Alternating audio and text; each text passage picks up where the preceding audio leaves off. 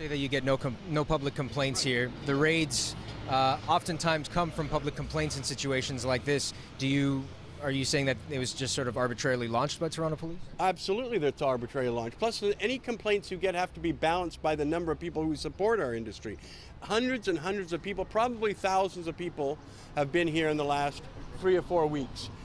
We've had probably 2,000-3,000 people come in the last 10 days, and those people have to be taken into account. So if we get 4 or 5 complaints, it's meaningless compared to the thousands of people that are voting with their feet and their dollars. Plus, we're harming no one, we're providing a service that's critically needed, and I believe that the City of Toronto could handle easily 1,000 dispensaries and retail outlets, and that in a free market we would have that, because there's the demand for it, there's the money for it, people just have no idea the scope of this industry. This is one of the largest industries in Canada, bar none.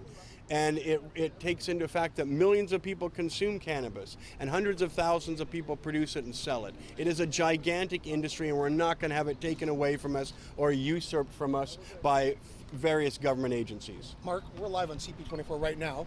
Do you feel undone by the feds and or the police in this situation?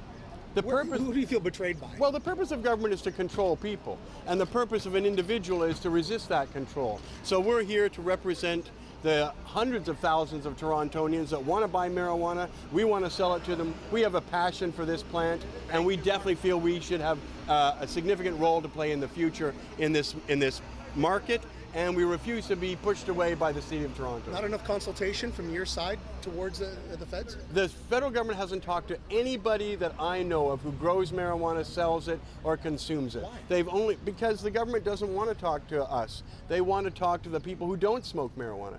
Most of this legalization is being done by people who have always been against marijuana. They were prohibitionists for 45 years, and now with the new government in Ottawa saying they're going to legalize, the very same people who have oppressed us for 45 years are telling us how legalization is going to be. That's not acceptable. Anne McClellan is head of a task force, unacceptable. Bill Blair, former morality squad officer of this city, unacceptable to be telling us how legalization is going to be. So we have to force the landscape to a change to what we see as the proper vision, because clearly no one is listening to us, no one wants to listen to us. The millions of Canadians that consume cannabis are irrelevant to the discussions that are going on with the City of Toronto, the province of Ontario, and the federal government. So we have to force the landscape to look like what we want it to be,